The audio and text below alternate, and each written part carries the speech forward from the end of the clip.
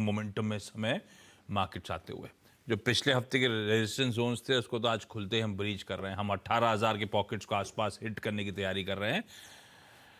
पर SGX Nifty और Nifty के करंट भाव में थोड़ी सी डिस्पैरिटी भी है, उस बात का ध्यान रखिएगा। 830 पे छोड़ा हुआ इस समय, हाँ 170 अंक का उछाल दिखाएगा बाजार, बिल्कुल ठीक। आज के इंपॉर्टेंट स्टॉक से न्यूज, कई सारे रिजल्ट्स आए थे जिस पे हमें आज खुलते ही रिएक्ट करना है। आने वाले नंबर्स पे तो मैं बाद में बातचीत करूंगा, पहले जान ली जाए कहां का नजर रखनी है। अजदा, गुड मॉर्निंग। मॉर्निंग आशीष। वेदांत रेडार पर रहेगा आज। नतीजे आ चुके हैं। प्रॉफिटेबिलिटी में हिट आया, करीब 53% तक की गिरावट देखने को मिली है। 2690 करोड़ पर ये आया है आंकड़ा। इबिट्टा में भी हम देख रहे हैं करीब 29% तक का नुकसान देखने को मिला या फिर प्रेशर देखा गया है, 7282 करोड़। दरअसल इस बार इनपुट कॉस्ट जो बढ़े हैं उसका इम्पैक्ट और जो इनके स्प्रेड्स हैं वो काफी संकरे रह गए हैं, तो उसका कुछ दबाव देखने को मिल रहा है बिट्टा पर। हाँ, रेवेन्यू में करीब 20% तक की ग्रोथ देखने को मिली है। मार्जिन्स 34% से घटकर 20% पर आए हैं।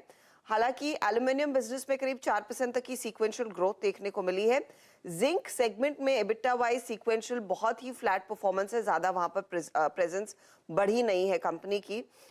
एक ऑयल बिजनेस में है विंडफॉल टैक्स, इन्होंने ऑफ कोर्स डिक्लेयर किया करीब 520 करोड़ का। इसके अलावा अगर आप इसको हटाकर देखते तो एक मिस ही है। तो ये इनफैक्ट वेदांता की बात हुई।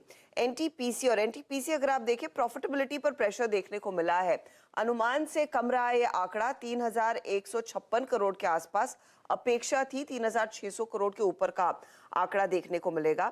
इबिट्टा भी आप देखिएगा 9521 करोड़ पर। इबिट्टा में परफॉर्मेंस थोड़ा सा बेहतर है एक्सपेक्टेशन के मुकाबले, और रेवेन्यूज में भी करीब 29% तक की ग्रोथ देखने को मिली है।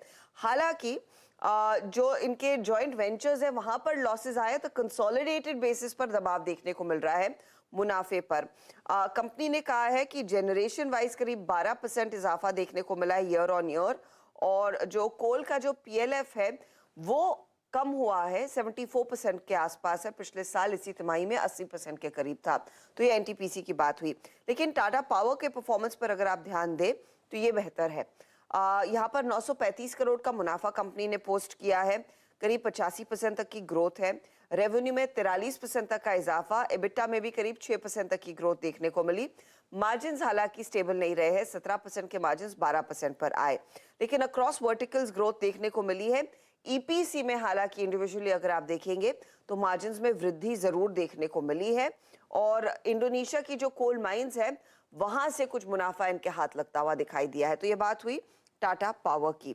इसके अलावा आप ध्यान दीजिएगा डॉक्टर रेड्डीज पर, और डॉक्टर रेड्डीज का परफॉर्मेंस बढ़िया रहा है। आप गौर करेंगे तो रेवेन्यू में करीब 9% तक का इजाफा, 6305 करोड़, उम्मीद से बेहतर। इबिट्टा आया है 1932 करोड़, उम्मीद से काफी बेहतर। मार्जिन्स हमने देखे, एस्टिमेट था 22% का, लेकिन ये 30% पर आ गए, यानी कि 3% मार्जिन से एक्सपैंड कर पाए हैं। और प्रॉफिटेबिलिटी भी आप गौर करें तो करीब 12% तक की वृद्धि देखने को मिली है। अब ग्रोथ कहां से आई है? लार्जली सेल्स जो ड्राइव हुई हैं वो नॉर्थ अमेरिका और इनके रशिया बिजनेस से ग्रोथ देखने को मिली है। रशिया का मार्केट खासतौर से करीब 4% ऊपर है ईयरली बेसिस पर। क्वार्टरली यहाँ पर 85% तक की वृद्धि देखने को मिली है। तो ये एक और स्टॉक आप रेडार पर रखेंगे। अच्छा, दो और खबरें जिस पर मार्केट रिएक्ट करेगा। एक तो हीरो मोटोकॉर्प, कंपनी ने दरअसल फेस्टिव सीजन का अपडेट शेयर किया है। इन्होंने कहा है कि इस फेस्टिव सीजन में डबल डिजिट रिटेल ग्रोथ देखने को मिली है, 20% तक की ग्रोथ देखने को मिल रही है रेवेन्यू के लिहाज से। यहाँ पर एक सिग्निफिकेंट गेन इनके मार्केट शेयर में इनके हाथ लगता हुआ दिखाई दिया है। 100 सीसी सेगमेंट, 125 सीसी सेगमेंट में सबसे ज्यादा ग्रोथ देखने को मिली है, तो वो एक पॉजिटिव है हीरो के लिए।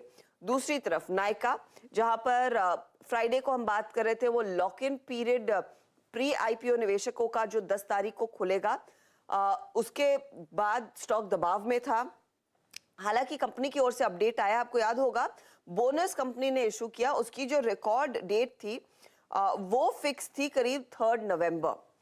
अब इसे रिवाइज करके 11 नवंबर कंपनी ने कर दिया है, और वो लॉक इन पीरियड 10 तारीख को खुलेगा। तो ये भी एक चीज जो आपको नायका के लिहाज से पर्सपेक्टिव में रखनी चाहिए। रखिए इन तमाम स्टॉक्स रडार पे। क्विकली छोटा सा ब्रेक के उस पार जब लौटेंगे तो आज की कमोडिटी स्ट्रैटेजी और साथ साथ आज का ऑल इंपॉर्टेंट इवेंट्स कैलेंडर।